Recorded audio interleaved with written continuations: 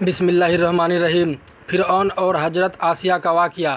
حضرت نوح علیہ السلام کے پوتے مصطرام برہام جس علاقے میں آباد ہوئے اس کا نام مصر پڑ گیا، جہاں کی قوم جب پروان چڑھی اور فرعون کی حکمرانی آ گئی، جب فرعون کو نجومیوں نے بتایا کہ بنی اسرائیل میں اللہ کا ایک نبی پیدا ہوگا جو تمہاری حکومت کو ختم کر دے گا اور اس کے ہاتھوں ہی تمہاری موت ہوگی، فرعون اس خطرے سے بچنے کے لیے الگ الگ طریقے آزمانا شروع کر دیا اور اس نے بنی اسرائیل کو اپنا غلام بنا لیا اور ان سے اپنے کام کراتا، بالکل نوکروں کی طرح۔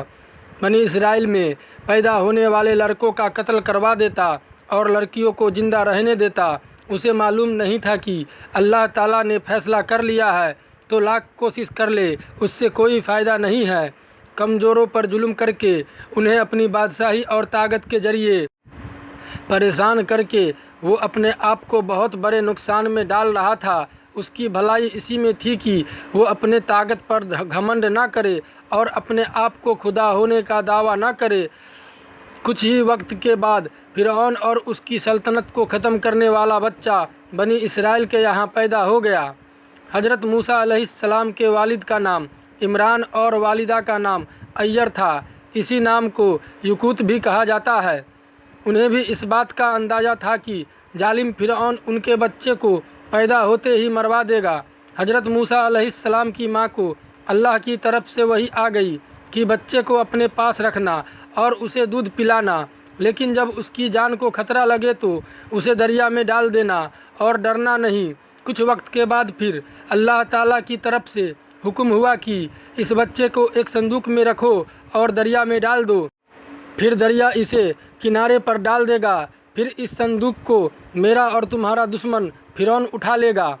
حضرت موسیٰ کی والدہ اللہ تعالیٰ کے حکم کے مطابق حضرت موسیٰ علیہ السلام کو ایک صندوق میں رکھ کر دریا میں ڈال دیتی ہے۔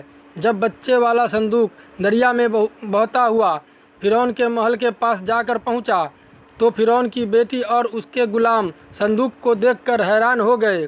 اس کے بعد انہوں نے اس صندوق کو دریا سے نکالا اور ملکہ آسیہ جو فرعون کی بیوی تھی اس کے حوالے کر دیا۔ جب فرعون کی بیوی نے صندوق کا ڈھکن کھولا تو ایک خوبصورت بچے کو دیکھ کر بہت خوش ہوئی اور انہوں نے فوراً بچے کو پالنے کا فیصلہ کر لیا، اور جب فرعون نے اس بچے کو بھی قتل کرنے کا حکم دیا تو فرعون کی بیوی سامنے آ گئی اور بولی کہ یہ بچہ میری اور تمہاری آنکھوں کی ٹھنڈک ہے، اسے قتل مت کرو، ہو سکتا ہے یہ بچہ ہمیں فائدہ پہنچانے کا کوئی ذریعہ بنے، کیوں نہ ہم اسے اپنا بیٹا بنا لیں، جیسا کہ قرآن شریف میں اللہ تعالیٰ نے فرمایا ہے، جس کا مطلب ہے فرعون نے کہا مجھے اس کی ضرورت نہیں لیکن میں اسے چھوڑ رہا ہوں، ہو سکتا ہے یہ بچہ تمہاری آنکھوں کی ٹھنڈک بن جائے۔ اس طرح اللہ تعالیٰ نے فرعون کے محل میں ہی حضرت موسیٰ علیہ السلام کو پناہ دی۔ اس کے بعد اللہ تعالیٰ کی قدرت نے ایک اور کرشمہ دکھایا۔ حضرت موسیٰ جو کہ ابھی دودھ پیتے بچے تھے، انہوں نے کسی بھی دائی کا دودھ پینے سے انکار کر دیا۔ اللہ تعالیٰ نے فرمایا ہم نے موسیٰ علیہ السلام پر دائیوں کے دودھ کو حرام کر دیے۔ محل والوں نے ایک ایسی عورت کی تلاش شروع کر دی جس کا دودھ یہ بچہ پینے لگے۔ اتنے میں حضرت موسیٰ علیہ السلام کی بہن سامنے آ گئی اور بولی میں تمہیں ایسی عورت کے بارے میں بتاؤں گی جس کا دودھ یہ بچہ ضرور پیے گا۔ اس کے بعد حضرت موسیٰ علیہ السلام کی والدہ کو بلایا گیا اور وہ آئی اور حضرت موسیٰ علیہ السلام نے ان کا دودھ نوش کیا۔ اس طرح اللہ تعالیٰ کے حکم سے وہ اپنے ہی بچے حضرت موسیٰ علیہ السلام کی دائی بن گئی۔ ان کے لیے شاہی چیزوں کے انتظام کیے گئے۔ حضرت موسیٰ علیہ السلام فرعون کے محل میں پل کر جوان ہو گئے۔ اللہ تعالیٰ نے انہیں اسلام کا پیغام پہنچانے کا حکم دیا۔ کچھ وقت کے بعد جب حضرت موسیٰ علیہ السلام نے اپنے نبی ہونے کا اعلان کیا، جس کے بعد فرعون حضرت موسیٰ علیہ السلام کا کھلا دشمن بن گیا اور فرعون کے جادوگروں اور اس کے سپاہیوں کو حضرت موسیٰ علیہ السلام نے اپنے عصا یعنی لاٹھی سے شکست دی تو وہ لوگ فوراً حضرت موسیٰ علیہ السلام پر ایمان لے آئے، اور حضرت آسیہ بھی حضرت موسیٰ علیہ السلام پر ایمان لائی، لیکن وہ لوگ فرعون کے ظلم سے اچھی طرح واقف تھے، اس لیے ان لوگوں نے اس بات کی کسی سے ذکر نہیں کیا۔ ایک دن حضرت آسیہ اپنی بیٹی کو کنگھی کر رہی تھی اور ان کے منہ سے اللہ کا نام نکل گیا۔ حضرت آسیہ کے منہ سے نکلا الفاظ یہ تھا کہ برباد ہو وہ جو اس اللہ کا انکار کرتا ہے جو میرا، فرعون کا اور سب کا رب ہے۔ بیٹی بھی پکی کافر تھی، اس نے اپنے باپ فرعون کو یہ بات بتا دی۔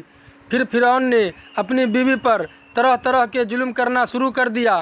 حضرت آسیہ کو دھوپ میں لٹایا جاتا، ان پر سانپ چھوڑ دیے جاتے۔ ظلم کے جواب میں حضرت آسیہ کہتی، میں موسیٰ اور ہارون کے رب پر ایمان رکھتی ہوں۔ فرعون نے ان کے رشتہ داروں کو ذبح کر دیا، لیکن انہوں نے پھر بھی فرعون کو رب نہیں مانا۔ آخر کار فرعون نے ان کے ہاتھ اور پاؤں میں کیل گار دیا اور ان کے سینے پر بھاری پتھر پٹکتا۔ حضرت آسیہ نے اللہ تعالیٰ سے دعا مانگی، اے میرے پروردگار، میرے لیے جنت میں ایک گھر بنا دے اور مجھے فرعون اور اس کے برے عمل سے نجات اور بخشش دلا دے اور مجھے ظالم قوم سے چھٹکارا دلا دے۔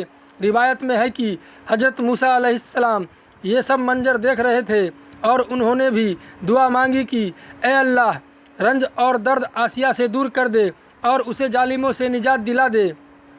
اس کے بعد اللہ تعالیٰ نے فرشتے بھیجے جنہوں نے حضرت آسیہ پر اپنے پروں کا سایہ کیا، پھر انہیں جنت کے محل دکھایا۔ پھر وہ مسکرائی اور اللہ نے ان کی روح کو اپنی طرف اٹھا لیا۔ حضرت آسیہ کا شمار جنت میں ان سب سے عظمت رکھنے والی عورتوں میں ہوگا۔ قرآن شریف میں سورہ تحریم میں اللہ تعالیٰ نے اپنے دو مقدس نبیوں حضرت نوح علیہ السلام اور حضرت لوط علیہ السلام کی بیویوں کی مثال بیان کی، جو نیک بندوں کی بیویاں ہونے کے باوجود کافر رہی اور جہنم میں جائے گی، اور ساتھ ہی دو نیک بیویوں کا بھی ذکر کیا جو اپنی امت کی ایمان والی عورتوں کی مثال ہوگی۔